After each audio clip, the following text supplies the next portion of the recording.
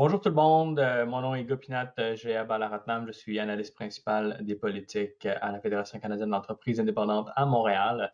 Merci de vous joindre à nous en si grand nombre à notre 13e édition de la COVID-19 et les PME.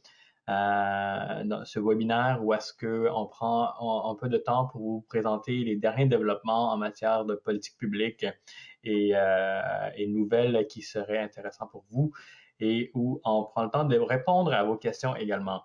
Justement, pour répondre à vos questions, vous avez l'option de nous les envoyer par écrit dans le panel qui se trouve à droite de votre écran. Si vous ne voyez pas ce dit panel, vous devriez voir un petit bouton orange avec une flèche qui pointe vers la droite. Simplement cliquez dessus et ce bouton permettra d'ouvrir ce panel. Vous verrez également dans ce même panel que nous avons joint en version PDF le PowerPoint que nous allons présenter aujourd'hui. Donc, vous pourriez le consulter pour y trouver sûrement plusieurs questions à plusieurs réponses à votre question. Ceci étant, je vous rappelle finalement que nous sommes en webinaire et avec plusieurs personnes qui sont en télétravail et Internet étant beaucoup sollicité, il se peut qu'il y ait certaines lenteurs. Nous vous remercions d'avance de votre patience et de votre compréhension. Aujourd'hui, je suis accompagné de mon vice-président aux Affaires nationales, Jasmin Guenette, et de François-Xavier Goudreau, qui est conseiller aux entreprises. Jasmin est à Ottawa et François-Xavier est à Montréal avec nous. Depuis le début de la pandémie, notre engagement a été le même et restera le même jusqu'à temps que nous passons à travers cette crise ensemble. C'est de vous tenir au courant et de représenter vos intérêts à tous les paliers du gouvernement du mieux que nous le pouvons. Nous le faisons de différentes manières. Vous nous avez sûrement vu envoyer des lettres dans les médias. Vous nous avez clairement vu dans vos courriels vous demandant de participer à des sondages, de signer à des pétitions, etc. Mais nous sommes également là au bout du fil au 1-888-234-2232 où nous sommes là 5 jours sur 7 du 9 à 5 pour répondre à vos questions. Que ce soit des questions de ressources humaines, des questions de santé ou sécurité au travail, des questions de réouverture, de masques, nommez-les. Nous pouvons vous aider à passer à travers les confusions que vous pourriez avoir. Également, nous avons mis en place un site web fci.ca/COVID-19 où vous retrouverez ces informations classées et ordonnées pour votre bénéfice. Aujourd'hui, nous allons parler de 3 sujets. D'abord, qu'est-ce qui est nouveau depuis la dernière fois qu'on s'est vu? Qu'est-ce qui est nouveau dans les derniers jours qui a été annoncé? Il y a eu un couple de choses qui ont été annoncées ces derniers jours, donc je pense que on va passer un peu de temps sur ces dernières annonces. Nous allons également passer à travers les questions les plus récurrentes, donc les questions qui, sous une forme ou une autre, reviennent et pour lesquelles nous avons développé une certaine expertise. Nous pensons également que ces questions-là et ces réponses vous seront très utiles. Donc, nous allons également les partager avec vous. Ensuite, nous allons conclure avec une période de questions que j'aurai le plaisir d'animer. Donc, sans plus tarder, je vais laisser la parole à mes collègues. Merci beaucoup, Gopinath. Ici, c'est Jasmin. C'est à mon tour, tout le monde, de vous souhaiter la bienvenue à ce 13e webinaire. 13e webinaire, mais 16e sondage. Donc, ce que vous voyez à l'écran, c'est les données de notre 16e sondage. On voit que 57% des PME sont complètement ouvertes. Nos sondages nous ont permis de faire plusieurs gains. Nos sondages nous ont permis d'avoir l'écoute des élus et de la haute fonction publique. La Fédération canadienne de l'entreprise indépendante, c'est le leader au pays pour informer les décideurs, pour informer les médias de l'état de la situation des PME, autant au Québec qu'au Canada. Donc, j'en profite pour vous remercier de votre collaboration. Comme vous le savez, vos réponses établissent nos positions et nos recommandations. À la diapositive suivante, comme vous le savez peut-être déjà, dans le cadre de la campagne « Je choisis PME », nous avons un tableau de bord sur l'état de la santé des PME. Présentement, comme je l'ai mentionné, 57 des PME au Canada sont ouvertes.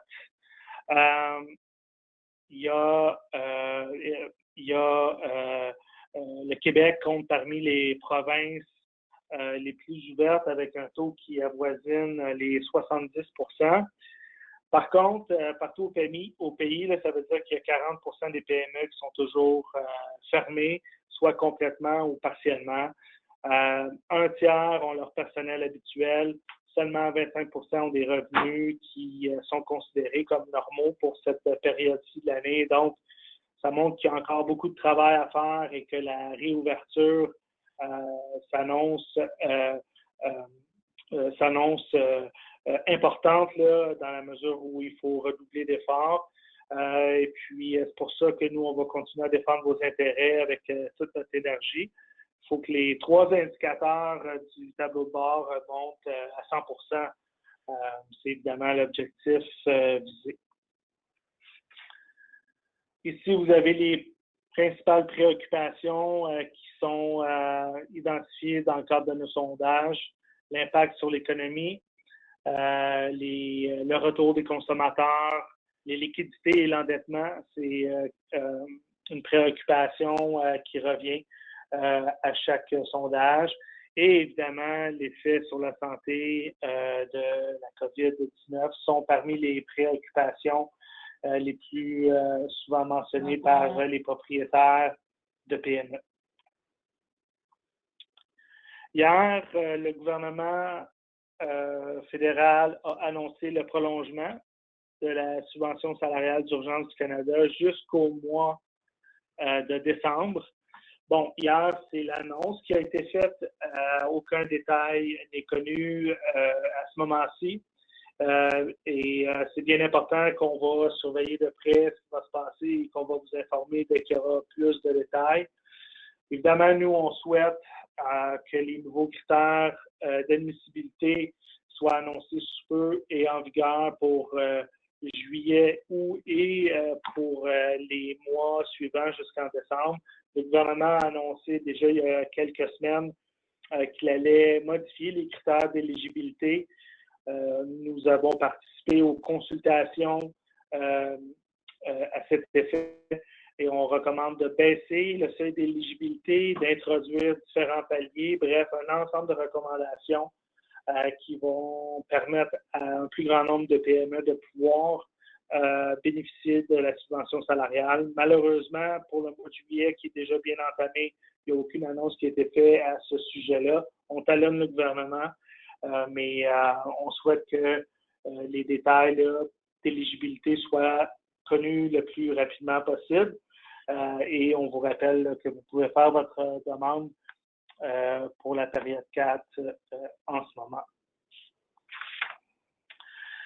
Le compte d'urgence pour les entreprises canadiennes a également été élargi pour les entreprises qui ont moins de 20 000 $ en masse salariale ou qui en ont tout simplement pas. Vous faites évidemment votre demande via votre institution financière et vous devez avoir un compte bancaire d'entreprise. C'est important de souligner ceci. Et puis, pour y avoir droit, vous devez démontrer que vous avez entre 40 000 et 1,5 million de dépenses non reportables. Qu'est-ce que ça veut dire des dépenses non reportables? Ça comprend la rémunération des travailleurs contractuels, ça comprend le loyer, l'équipement, les assurances, les taxes municipales, les impôts fonciers, le coût des services, le paiement des dettes. Vous allez trouver une liste sur le site web qui est indiquée à l'écran. Puis, pour que cette dépense-là soit considérée comme non reportable. Vous devez avoir une obligation là, de les payer et que cette obligation-là existait au 1er mars. Donc, si, encore une fois, vous avez des questions sur qu'est-ce qui peut être une dépense non reportable, vous avez le site qui est à l'écran, mais vous avez également les conseillers aux entreprises de la FCI qui peuvent répondre à vos questions. Et puis, si vous avez des problèmes, on vous invite toujours à nous écrire à l'adresse courriel qui apparaît à l'écran, cuec@fci.ca. Nous, on filtre ces messages-là, on en prend note, on communique avec les institutions concernées quand on voit que les gens ont des difficultés à faire des demandes pour le compte d'urgence pour les entreprises canadiennes. Il y a eu également récemment l'annonce que l'aide au loyer a été prolongée jusqu'à la fin juillet. Donc, l'aide d'urgence du Canada pour le loyer commercial devait se terminer en juin, mais les entreprises admissibles sont automatiquement, au fond, inclus pour le mois de juillet si le propriétaire en fait la demande pour le mois supplémentaire. Ici, vous allez voir à l'écran qu'il est indiqué que les paiements d'assurance et d'autres programmes ne seront plus soustraits. Et donc, ceux qui ont déjà fait une demande et qui ont inclus ces montants de paiement-là vont recevoir un remboursement. Évidemment, les propriétaires ont toujours le choix de faire la demande pour avril, mai, juin ou avril, mai, juin et juillet. Les demandes sont acceptées depuis hier pour le mois de juillet. Et donc, c'est possible là, de faire les demandes pour le mois de juillet. Nous, on propose au gouvernement de les prolonger au moins jusqu'au mois de septembre, de prolonger le programme au moins jusqu'au mois de septembre et plus loin et plus longtemps si ça devient nécessaire. Donc, si vous avez des enjeux, évidemment, vous pouvez toujours écrire à la SCHL et on vous invite également que si vous avez une place d'affaires avec un propriétaire qui a beaucoup de locataires ou une grosse entreprise et que vous ne savez pas s'il a l'intention de demander, s'il a l'intention de participer au programme, évidemment, vous pouvez vérifier son site web, appeler les différents contacts que vous avez habituellement la possibilité d'appeler pour voir un peu quelles sont les intentions. Encore une fois, si vous avez des questions au sujet du programme, n'hésitez pas à communiquer avec nous et puis on va vous transmettre toute l'information que nous avons au sujet du programme de l'aide d'urgence du Canada pour le loyer commercial.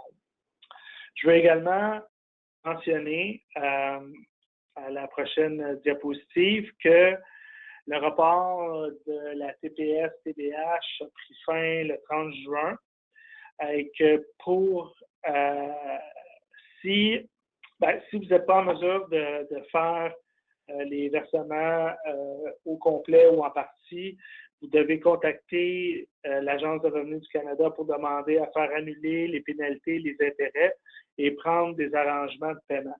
Donc, nous, on a fait parvenir une lettre à ce sujet-là à la ministre du Revenu, Diane Leboutillier,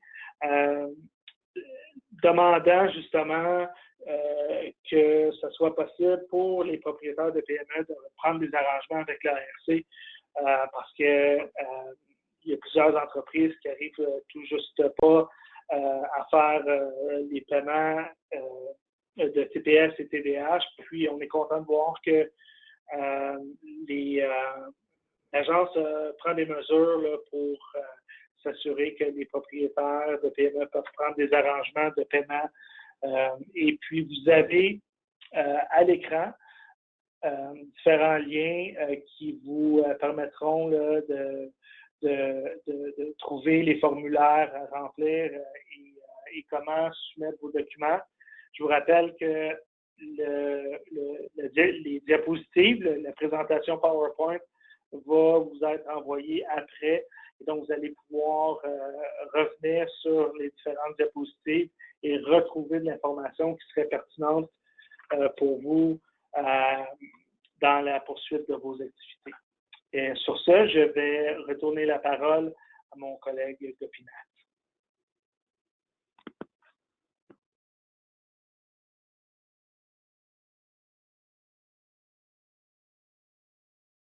Oui, Gopinath, est-ce que tu es là? Peut-être tu es toujours en sourdine. Oui, effectivement. Désolé pour ça. Donc, merci beaucoup pour la présentation à ce date. Donc, effectivement, rendu au Québec, voici, il y a quelques nuances à apporter. En termes de secteur d'activité, tout est réouvert, sauf 3 grands secteurs, les festivals, les grands événements à l'extérieur, même les grands événements à l'intérieur, comme les congrès, etc. Les camps de vacances réguliers sont également pas autorisés d'ouvrir, ainsi que les combats en contexte sportif. Donc, vraiment, là, à part ces trois activités qui préconisent un certain rapprochement physique entre les personnes, tout est permis d'ouvrir. Certains secteurs, comme on le verra très rapidement, peuvent ouvrir, mais avec certaines exceptions. Il y a en fait 2 grands principes transversaux pour tous les secteurs. Le premier, c'est que lorsqu'il y a des rassemblements intérieurs, ça doit se limiter à 50 personnes. Que ce soit dans les salles de cinéma, les salles de spectacle, les salles louées comme les réceptions ou les salles communautaires, il faut toujours respecter la limite de 50 personnes par lieu. Sinon quoi, vous pourriez avoir des mauvaises surprises des inspecteurs de la CNESST. Donc, ça, c'est le premier principe. Deuxième principe, c'est que, et ça a été annoncé hier et ça rentre en vigueur le 18 juillet, c'est que toute personne qui rentre dans un lieu public fermé, et lieu public, oui, ça inclut les officines gouvernementales, mais également les lieux comme les commerces de détail, les entreprises de services, là on parle des salons de coiffure, etc., les cabinets privés de professionnels, on parle des cabinets de médecins, dentistes, chiropratie, massothérapie, etc. Puis, quand on parle de tour de bureau, c'est les halles d'entrée, c'est les ascenseurs, c'est là où est-ce qu'il y a du mouvement. Donc, à partir de samedi prochain, toutes les places que je viens de nommer, puis il y en a d'autres, vous pourrez aller chercher la liste complète au sujet de cette restriction sur le site web du gouvernement du Québec, québec.ca/coronavirus. Donc, dans toutes ces places-là, les gens, donc les clients, les visiteurs, lorsqu'on parle de bureau, là, doivent porter un masque. Et ça ne s'applique pas aux employés. Les employés, eux autres, ils suivent les instructions de la CNESST. Donc, il y a une distinction assez claire à faire entre ce qui s'applique aux clients et aux visiteurs versus ce qui s'applique aux employés. Les employés, dépendamment des secteurs, ils ont chacun des consignes claires de la CNESST qui ne changent pas malgré ce qui a été annoncé hier. Pour les gyms, on a eu beaucoup de questions. J'imagine que parmi vous, certains sont propriétaires de gyms. Il y a en fait la consigne suivante. Il faut porter un masque lorsqu'on se déplace dans le gym, mais pas lorsqu'on pratique l'activité. Donc, lorsqu'on fait les haltères, lorsqu'on court sur un tapis roulant, ça va. Mais lorsqu'on se déplace pour aller boire de l'eau dans les vestiaires, etc., oui, il faut porter un gym. Encore une fois, ça s'applique aux clients et non aux employés qui ont une autre série de consignes à suivre et série qui provient de la CNESST. Évidemment, ça s'applique également aux restaurants et aux bars, mais les clients qui sont assis à table n'ont pas à porter ces masques-là. Pour les bars, il y a une autre série de consignes particulières qui a été annoncée il y a quelques jours. D'abord que le last call, donc l'alcool doit cesser d'être servi à partir de minuit et l'établissement doit fermer à partir de 1h du matin. Ça, il n'y a pas d'exception. Si vous avez juste un permis de bar, un permis de servir l'alcool, de vendre l'alcool, vous devez suivre ça. Également, la capacité réduite à 50%. D'emblée, vous savez que vous devez respecter entre chaque table la distanciation de 2 mètres et que sur chaque table, il ne peut pas avoir plus que 10 personnes. Donc, les réservations ne peuvent pas se faire plus que 10 personnes. D'emblée, en appliquant cette règle, j'imagine que vous allez arriver à une capacité réduite à 50%, mais si ça ne l'est pas, vous devez, la règle de 50% prime, donc vous devez appliquer la règle de 50%. Il va y avoir une plus grande présence policière, il va y avoir une plus grande présence des inspecteurs, donc pour éviter des mauvaises surprises, des amendes, prière de respecter cette règle. Ensuite, bien que ce ne soit pas une obligation, le gouvernement demande de mettre en place un registre des clients. N'ayez crainte, le registre ne s'applique pas. Vous n'avez pas à gérer le registre autrement que prendre le nom et le numéro de téléphone des personnes qui sont assises à table. Donc, si jamais il y a une éclosion, c'est pas vous qui allez devoir les appeler, c'est pas vous qui aurez à gérer cela. C'est vraiment la santé publique. Donc, vous remettez cette information à la santé publique régionale et c'est la santé publique qui va s'assurer du suivi. Donc, ça, c'est en gros les grands principes, les grandes nouvelles au Québec. Les choses bougent rapidement suivant l'évolution de la pandémie. Nous allons suivre également ces consignes. Et nous avez sûrement vu dans les médias, vous avez sûrement vu que sur le port du masque, nous nous battons à bec et ongles pour s'assurer que ce ne soit pas les commerçants qui soient pénalisés pour des comportements irresponsables des clients. Si vous avez déjà ouvert, vous avez déjà consulté notre trousse de reprise des affaires. Si ce n'est pas le cas, vous pouvez le consulter sur le site web de la FCI. On a une trousse par province, évidemment une trousse pour le Québec, et ça se trouve en anglais et en français.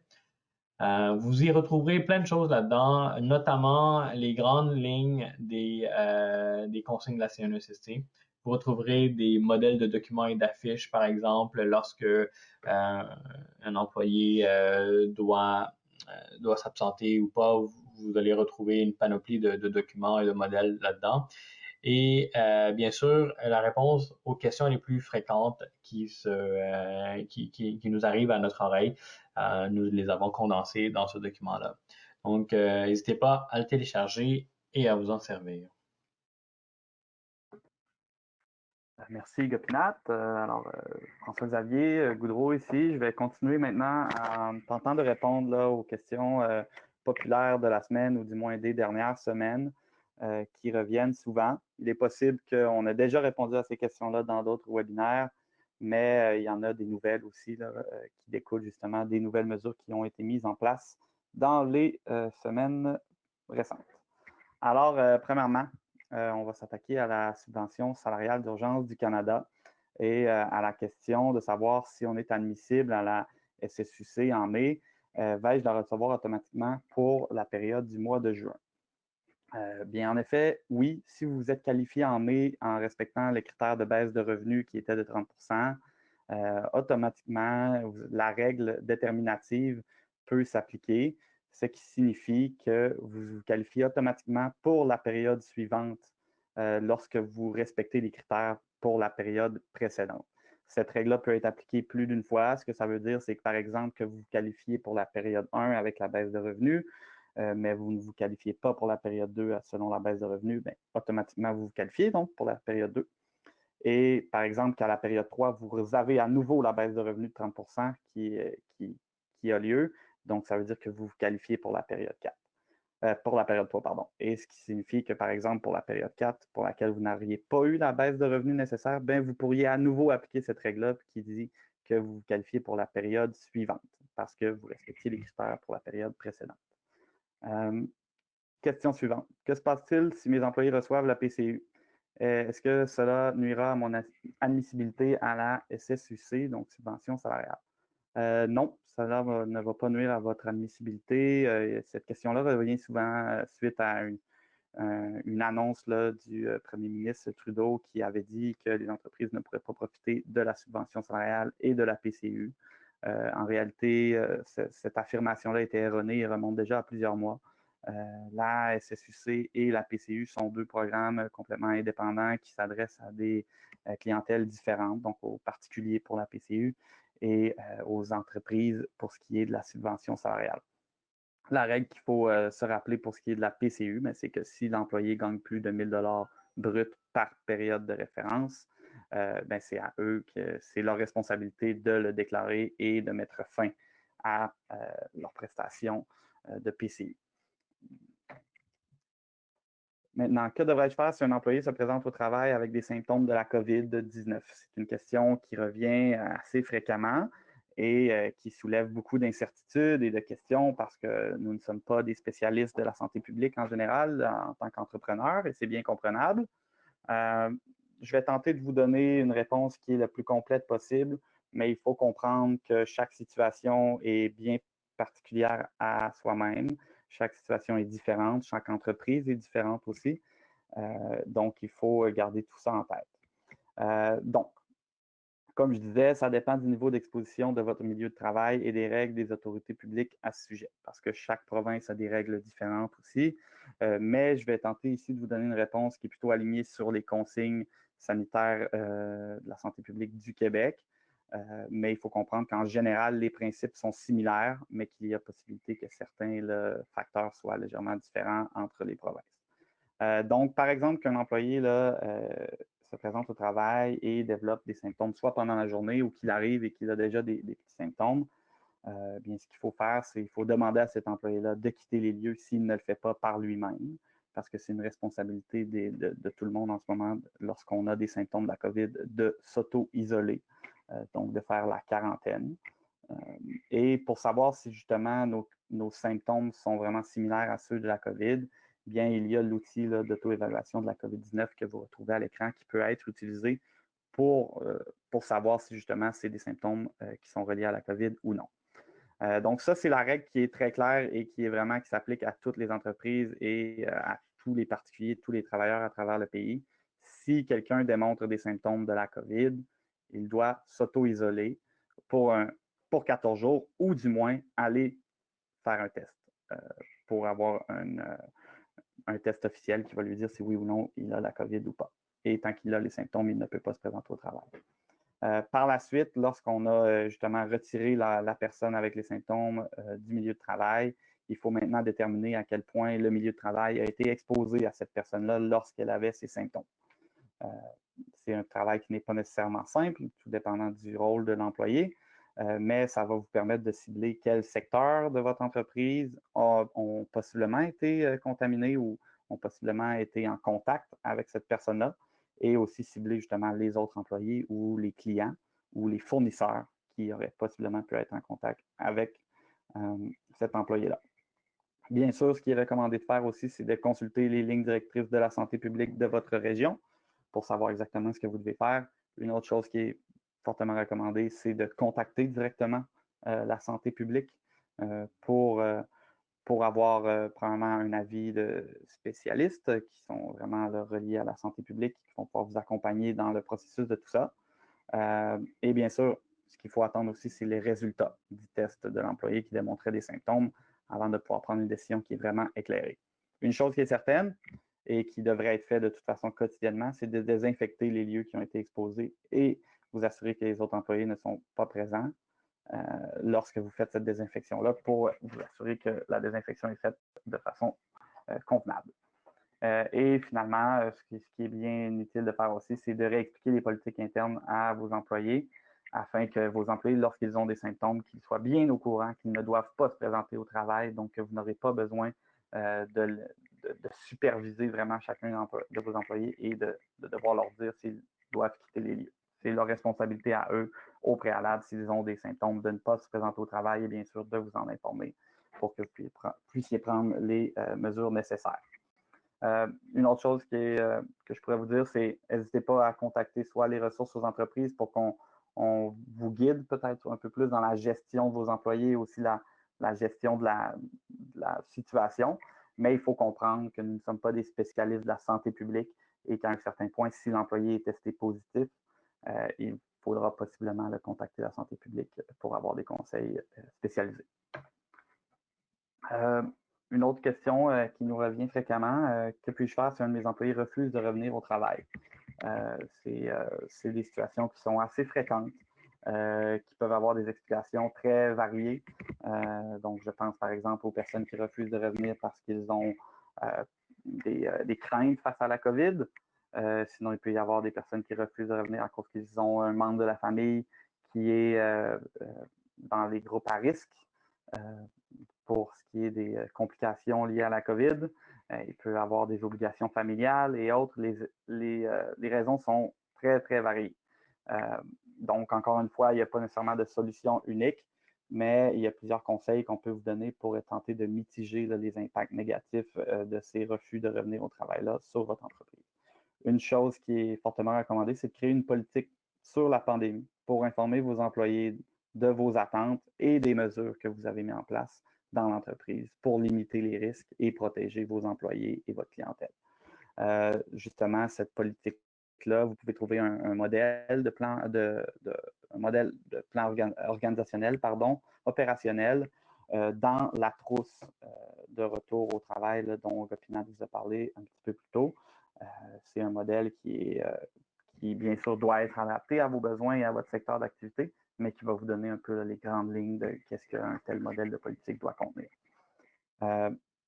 Lorsqu'un employé refuse aussi, ce qui est bien important, c'est de garder une communication ouverte et de demander à l'employé de vous fournir les explications pour la raison de son refus. Et on leur demande ces explications-là par écrit. Donc, on a des preuves de cette communication-là si jamais il y avait un conflit qui en découlait. Le but, c'est d'éviter le conflit, mais c'est toujours mieux de se préparer à l'avance et d'avoir des preuves écrites des raisons invoquées par l'employé. Une fois que vous allez avoir ces raisons-là, vous allez pouvoir mieux agir et être mieux équipé pour tenter de convaincre l'employé de revenir au travail ou peut-être d'apporter des changements à son travail pour qu'il se sente à l'aise de revenir dans les lieux de travail. Donc, comme je disais, il faut voir si on est en mesure d'accommoder la situation de l'employé, tout dépendant de sa situation. Et comme je disais encore une fois, il faut conserver tous les documents pertinents à la situation. Et finalement, un autre conseil qui est bien important, en fait, qui n'est pas un conseil, qui est plutôt une démarche qu'on doit suivre.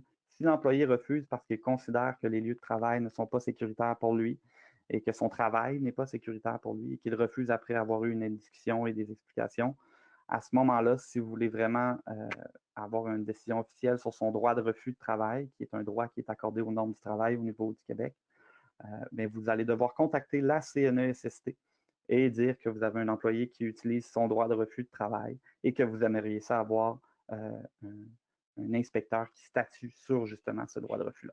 Et la CNESST vont prendre le cas en main et pouvoir venir soit vous poser des questions au téléphone ou venir sur les lieux de travail pour valider si oui ou non le travail est sécuritaire ou pas pour l'employé.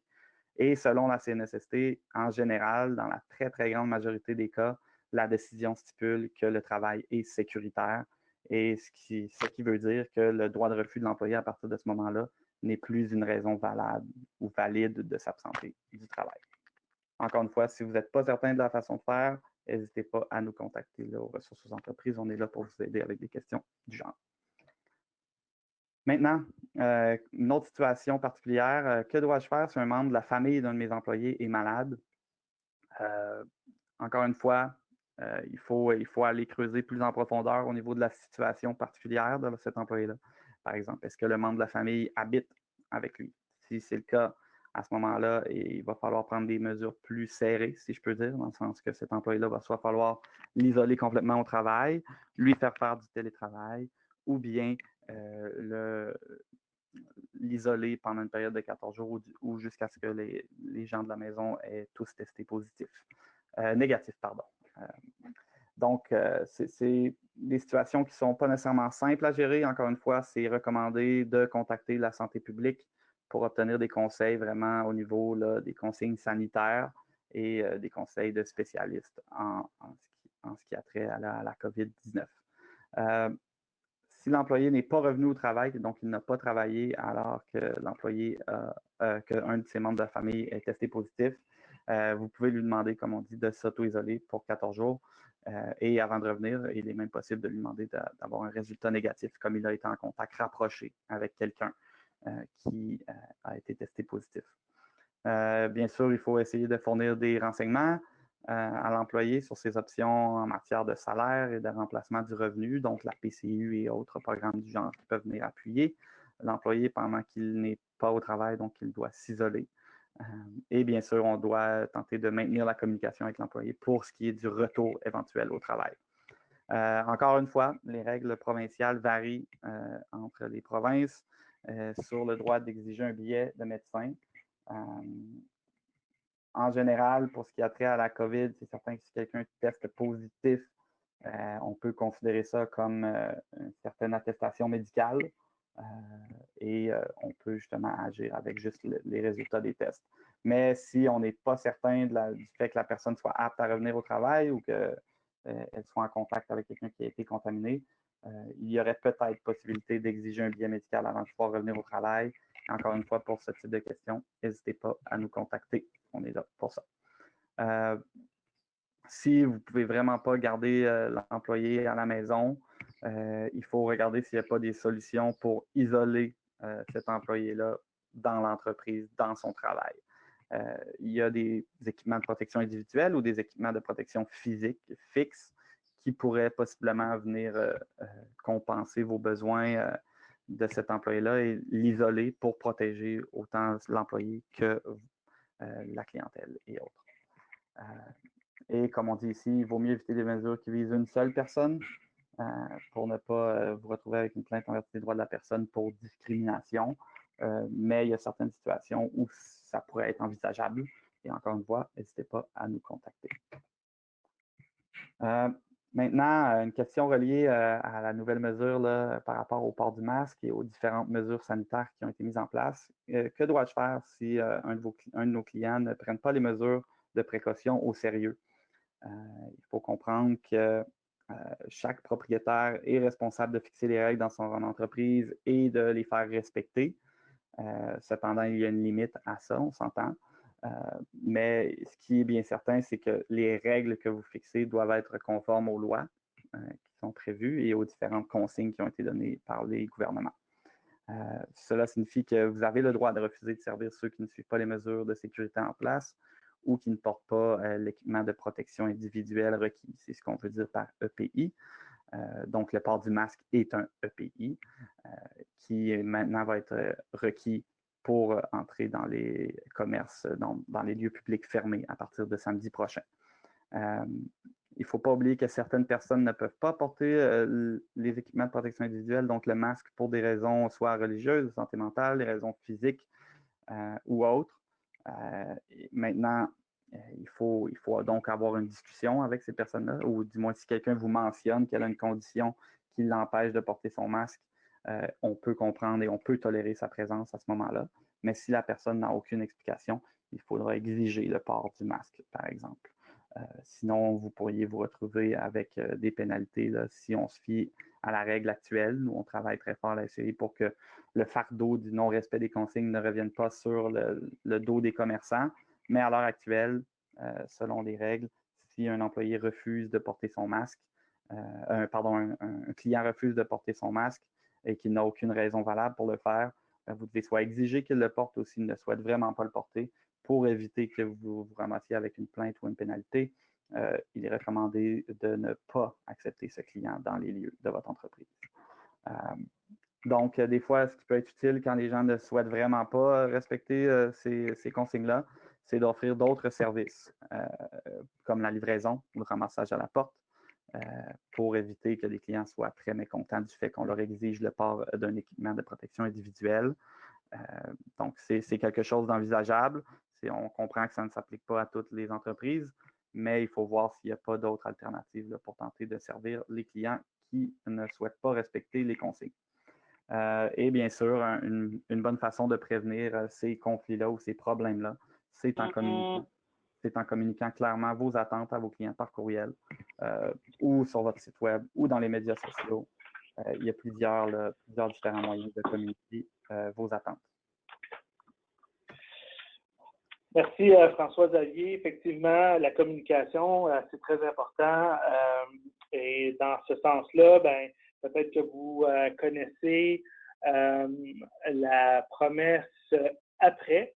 Au fond, la promesse après est une déclaration volontaire formulée par une entreprise qui vise à attester qu'elle prend les mesures nécessaires pour contribuer à prévenir la propagation de la COVID-19. Donc, les entreprises qui font la promesse en allant sur le site web et en s'inscrivant reçoivent les outils de communication et de mise en œuvre qui sont nécessaires pour d'abord enseigner aux employés c'est quoi les 5 mesures essentielles de la sécurité en milieu de travail qui ont été créées en conformité avec les recommandations de l'Agence de la santé publique du Canada. Donc, quand François-Xavier mentionnait qu'une des manières de communiquer et de s'assurer que les clients respectent, au fond, les directives, ben, c'est de les communiquer publiquement. Ben, il y a, oui, le site web, il y a aussi les médias sociaux, comme ça a été mentionné, mais il y a aussi les affiches, soit les affiches comme les affiches de la promesse d'après qui, au fond, rassurent autant les employés que la clientèle, que sur les lieux là, de travail, sur les lieux de l'entreprise. Les mesures ont été prises là, pour s'assurer de la santé et de la sécurité de tout le monde. Et avec des outils comme ça, ben, ça permet aussi d'avoir un dialogue avec la clientèle, avec les employés, pour expliquer au fond pourquoi c'est important. Puis, je veux dire, vous le savez, là, on réouvre les secteurs un peu partout au pays. On reprend nos activités. Et donc, c'est important là, qu'on puisse prendre toutes les mesures nécessaires pour mettre les chances de notre côté puis assurer que la réouverture se fasse dans un cadre là, où on a du succès et puis on peut encore une fois là, assurer la croissance de notre entreprise. Comme vous le savez, sans doute, la campagne « Je choisis PME » a été conçue pour encourager les consommateurs à soutenir les entreprises de chez nous, aussi à amplifier les actions de soutien aux entreprises locales. On encourage les consommateurs à relever des défis, à partager la campagne et leurs défis sur les médias sociaux et à parler également de la campagne à leurs amis et à leurs proches. Donc, si vous allez sur le site web, vous allez voir qu'il y a déjà plus de 30 000 personnes qui ont décidé de relever un défi. C'est un chiffre qui est excellent et puis la campagne a commencé depuis peu. Donc, et on demande aussi aux propriétaires de PME de se servir des bannières et des images de la campagne qu'on a créée pour leur site web, sur les médias sociaux, afin d'aider à promouvoir l'achat dans les PME. Donc, vous pouvez visiter le site web Vous pouvez télécharger les affiches et tout ça disponible sur le site Je choisis PME. Puis moi, j'ai moi-même relevé un défi, je l'ai mis sur Twitter. Allez-y, encouragez les clients, encouragez vos amis, faites-le vous-même, participez à la campagne. C'est un gros buzz. Puis aussi, ce qui est intéressant de la campagne Je choisis PME, c'est que c'est pas juste à propos de ce que fait la FCEI, mais c'est aussi d'autres campagnes qui sont là pour aider les PME un peu partout au pays. Donc, c'est un site que vous devriez consulter et puis certainement le hashtag Je choisis PME, utilisez-le. Il y a des outils là-dedans qui sont vraiment trippants et puis n'hésitez pas à partager toute l'information et les affiches et les autres documents qui se trouvent sur le site web Je choisis PME.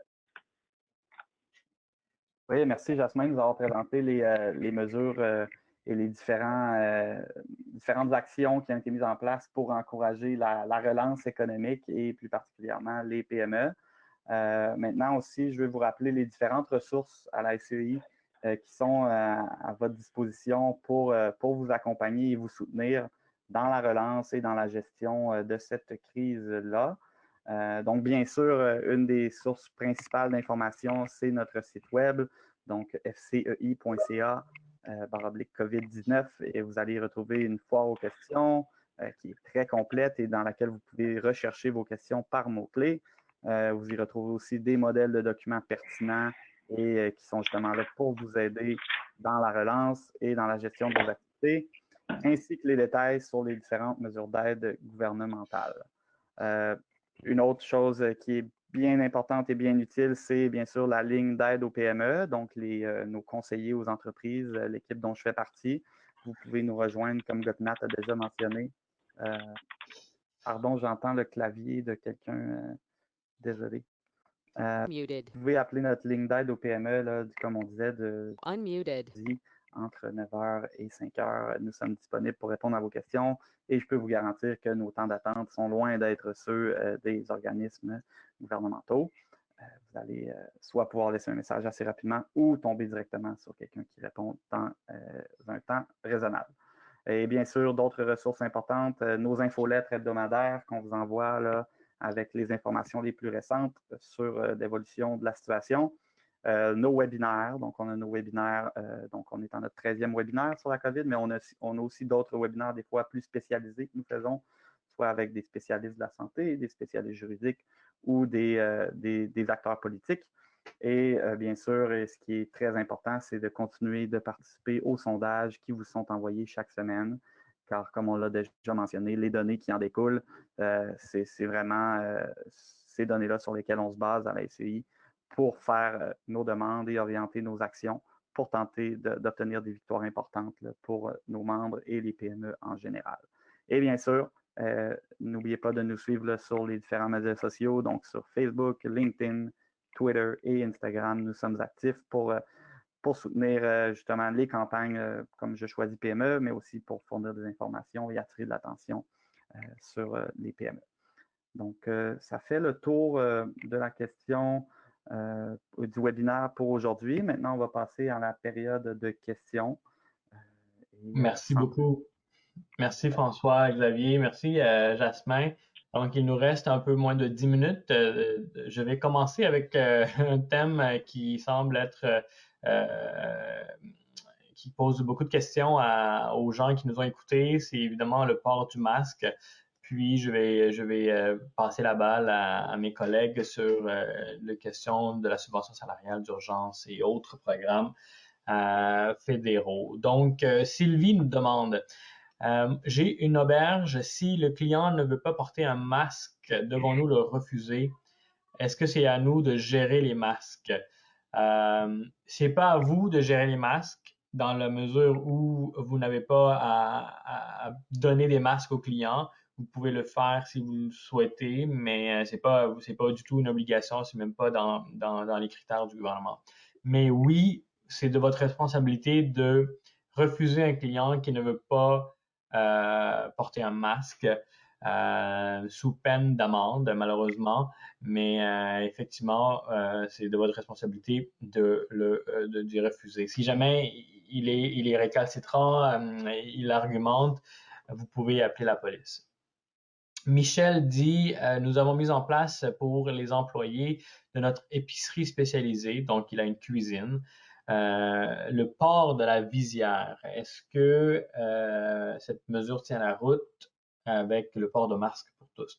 Encore une fois, le port de masque pour tous qui rentre en vigueur samedi, ça s'applique aux clients et aux visiteurs. Pour les employés, ce sont les consignes de la CNESST qui s'appliquent. Et le gouvernement et la CNESST jugent, autant pour le public que les employés, que la visière n'est pas suffisante. La visière protège les yeux, mais n'est pas suffisamment protégeante pour le nez et la bouche. Donc, à la cuisine, c'est masque et visière. Jacques nous dit, est-ce que le port du couvre-visage dans les espaces publics s'applique aux espaces publics et les ascenseurs dans un édifice comme les condos et appartements?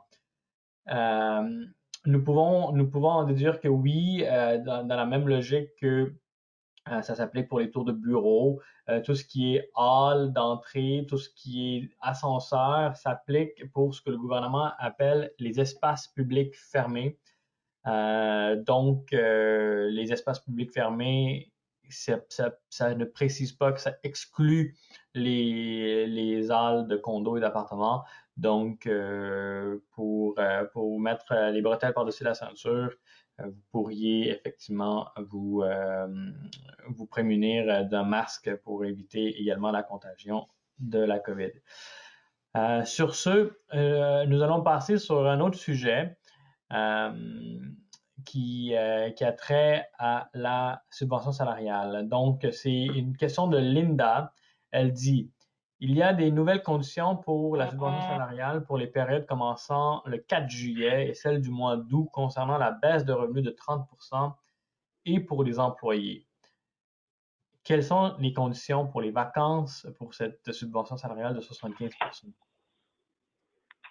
Je vais donner une partie de la réponse et ensuite je vais demander à François Xavier de compléter. Pour ce qui est des critères d'éligibilité, donc ceux-ci n'ont pas encore changé. Donc, c'est toujours le seuil de baisse de revenus de 30 %. Donc, nous, on milite déjà depuis quelques semaines pour que les critères changent, pour que les critères d'admissibilité soient améliorés afin qu'un plus grand nombre d'entreprises puissent avoir accès au programme de la subvention salariale. Mais même si hier, le premier ministre a annoncé que la subvention était prolongée jusqu'au mois de décembre, même s'il y a quelque temps déjà, le ministre des Finances, le premier ministre ont tous dit d'une façon ou d'une autre qu'ils allaient travailler sur les critères d'admissibilité et voir ce qui peut être fait pour les améliorer. À ce moment-ci, rien n'a été fait et il n'y a rien qui est changé et on pousse le gouvernement à annoncer ces changements-là le plus rapidement possible. Oui, en effet. Puis si je peux compléter au niveau, là, la question concerne probablement les 2 semaines de vacances de la construction qui approchent à grands pas et le fait de pouvoir le réclamer dans la subvention salariale d'urgence. Bien, il faut comprendre que les vacances qui sont prises pendant une période d'admissibilité sont admissibles dans la première mouture du programme, si je peux dire. Mais comme Jasmin a dit, il est possible que d'autres critères soient mis en place pour la période à partir du mois de juillet et les périodes subséquentes. Donc, on n'a pas encore réponse officielle à votre question, malheureusement, et on continue de rappeler justement au gouvernement de mettre ou de nous informer s'il y aura des changements ou pas le plus rapidement possible afin que les entreprises puissent prendre des décisions éclairées. Parfait, merci beaucoup à vous deux. Il y a d'autres questions sur le port du masque qui rentrent. Caroline et Lynn ont des questions similaires. Est-ce que le port de masque dans les commerces sont pour les employés aussi? Mes employés travaillent dans la cour à bois. Est-ce qu'ils doivent porter le masque? Encore une fois, ce sont des employés, donc ce sont les règles de la CNESST qui s'appliquent et la CNESST a mis en place des consignes spécifiques pour le commerce de détail. Donc, s'il vous plaît, consultez le site web de la CNESST pour être assuré d'être en règle. Revenons à la subvention salariale, une question de René. Elle dit « Il me semblait qu'on pouvait utiliser la règle déterminative seulement une fois. Est-ce que les règles ont changé? S'il vous plaît, clarifiez. » Oui, je peux répondre à cette question-là. En fait, c'est que le gouvernement a clarifié les informations. La règle n'a pas été modifiée. C'est plutôt les informations qui ont été clarifiées du côté du gouvernement. Et comme je disais tout à l'heure, la règle déterminative peut s'appliquer plus d'une fois tant qu'on respecte les critères pour être capable de l'appliquer. Et comme je disais, les critères, c'est que le mois précédent, le mois où on ne se qualifie pas, il faut avoir justement respecté les critères d'admissibilité par rapport à la baisse de revenus. Donc, les critères n'ont pas changé, mais ils ont plutôt été clarifiés. Donc, il est possible qu'en début de crise ou en début de ce programme-là, les conseils qu'on vous a donnés étaient plutôt que la règle ne pouvait s'appliquer qu'une seule fois. Mais après vérification et après clarification du gouvernement, on nous a mentionné que cette règle-là pouvait être appliquée plus d'une fois, mais qu'il fallait bien sûr respecter les critères. Donc, juste être certain, là, maintenant que j'en parle, je vais juste être certain qu'on se comprenne, cette règle-là ne peut pas s'appliquer 2 fois de suite. Ce qui veut dire que si vous vous qualifiez, par exemple, pour la période 2, automatiquement, vous vous qualifiez pour la période 3, même si vous n'avez pas la baisse de revenus. Mais pour la période 4, si vous n'avez toujours pas la baisse de revenus, vous n'allez pas vous qualifier à la subvention salariale. Juste pour être certain qu'on se comprenne. Merci, FX. Veux-tu peut-être juste compléter avec une question qui nous provient d'un autre participante, Sylvie. Elle dit, est-ce que la subvention salariale de 10% tient toujours? Non, elle a pris fin le 19 juin et n'a pas été prolongée. Parfait, merci. Donc, on va terminer ici. Mais à ce sujet-là, j'aimerais qu'on vérifie pour Sylvie parce que juste pendant un certain temps, je croyais qu'on pouvait appliquer de manière rétroactive et donc, il faudrait juste s'assurer si, même si ça a pris fin là, à la mi-juin, s'il n'y avait pas une période de temps où on pouvait appliquer de manière rétroactive. Oui, en effet, c'est possible. Oui, excuse-moi de t'interrompre. Oui, c'est possible de l'appliquer de manière rétroactive et ceux qui ne l'auront pas appliqué mais qui y avaient droit, à la fin de l'année, le gouvernement, l'ARC est censé fournir un formulaire spécifique à la subvention de 10 que vous allez pouvoir remplir et qui va vous donner votre remboursement si vous y avez droit. Ce formulaire-là n'est pas encore disponible cependant, mais en effet, il y a possibilité d'appliquer le 10 de façon rétroactive avec les déductions à la source que vous devez faire dans le prochain trimestre. C'est très bien. Merci beaucoup à vous deux. On va finir avec deux autres questions sur le port du masque parce que ça ne cesse de rentrer. Il y a Lortie qui dit, si les employés vont en pause à l'extérieur du commerce et qu'ils ne respectent pas le 2 mètres, est-ce que je peux faire quelque chose? Si le 2 mètres ne peut être respecté, que ce soit à l'extérieur ou à l'intérieur, le port du masque est maintenant obligatoire, surtout dans le contexte d'un commerce. Michel dit, lorsque tout le monde aura un masque dès samedi, est-ce qu'on pourra enlever le maximum de clients en magasin? C'est un bon point. Malheureusement, le gouvernement n'a pas dit qu'on allait dans ce sens-là. Donc, c'est toujours à capacité réduite et le masque vient se rajouter. C'est une couche supplémentaire et non une mesure qui remplace l'autre. Mais soyez assurés que nous allons faire le suivi de cette recommandation. Sur ce, cela met en fait fin à notre période de questions et réponses. On va laisser la parole, le mot de la fin à Jasmin. Merci beaucoup, Gopinath. Donc, merci tout le monde d'avoir assisté à ce 13e webinaire. Vous allez recevoir par courriel l'enregistrement du webinaire. Vous allez également pouvoir formuler des questions si on n'a pas pu y répondre aujourd'hui durant la présentation. Un gros merci à mes collègues, Gopinath et François Xavier qui m'accompagnent dans la présentation, ainsi que Clémence qui travaille dans l'ombre pour s'assurer que tout se passe bien au niveau de la présentation.